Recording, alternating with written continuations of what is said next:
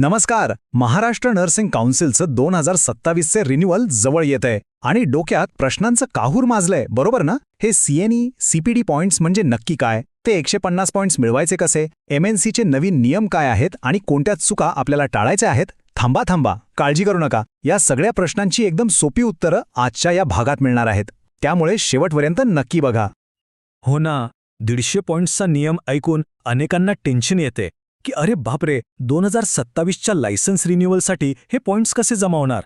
पण खरं सांगतो, यात घाबरण्यासारखं काहीच नाहीये. योग्य माहिती असली की हे काम अगदी सोपं आहे. चला तर मग सुरुवात करूया सगळ्यात बेसिक गोष्टींपासून.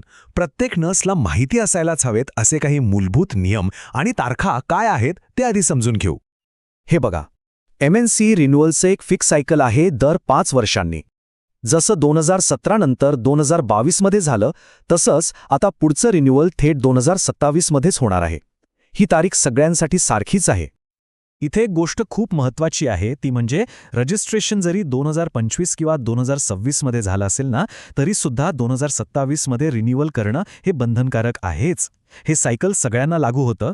आणि आता येतो सगळ्यात महत्त्वाचा आकडा, तो म्हणजे 150. आपलं लायसन्स रिन्यू करण्यासाठी तब्बल 150 क्रेडिट पॉइंट्स जमा करणं अनिवार्य आहे.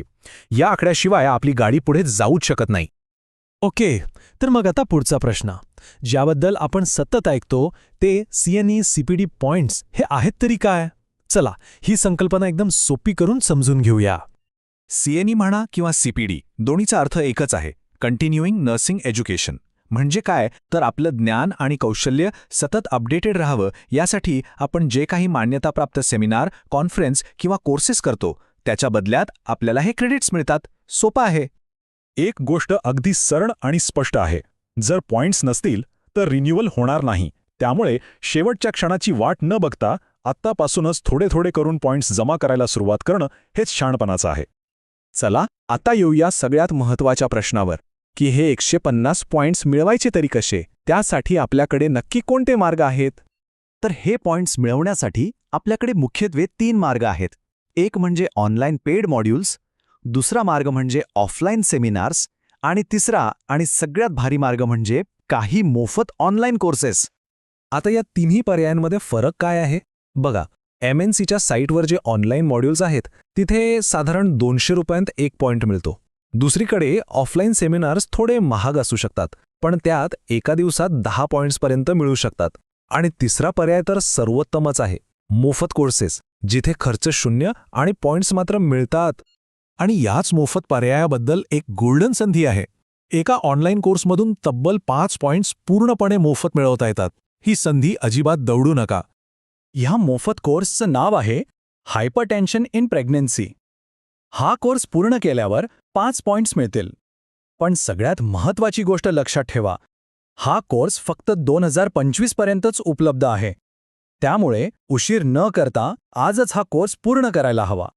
चला, आता एका मोठ्या गैरसमजाला दूर करूया, जो अनेकांच्या मनात आहे आणि ज्यामुळे उगाचच चिंता वाढते.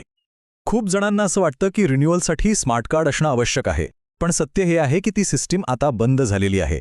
म्हणजे स्मार्ट कार्डची आता अजिबात काहीही गरज नाही. म्हणून स्मार्ट कार्डचा विषय डोक्यातून पूर्णपणे काढून टाका. आपलं संपूर्ण लक्ष फक्त आणि फक्त 150 सीएनई पॉइंट्स जमा करण्यावरच असायला हवं, कारण तेच सर्वात जास्त महत्त्वाचं आहे. ठीक आहे, मग आता ही सगळी माहिती मिळाल्यानंतर पुढची योग्य पायरी काय असायला हवी? या सगळ्या चर्चेचं सार एकच आहे, 2027 साल उजाडण्याची वाट बघत बसू नका, कारण 150 पॉइंट्स जमा करायला वेळ लागतो, नियोजन लागतं. त्यामुळे सुरुवात आत्ताच करायला हवी. तर मग आता मनात एकच प्रश्न येतो, बरोबर, की हा जो मोफत कोर्स आहे त्यासाठी अर्ज कसा करायचा आणि आपण जमा केलेले पॉइंट्स आपल्या खात्यात दिसतायत की नाही हे तपासायचं कुठे? विचार करण्यासारखा प्रश्न आहे, नाही का?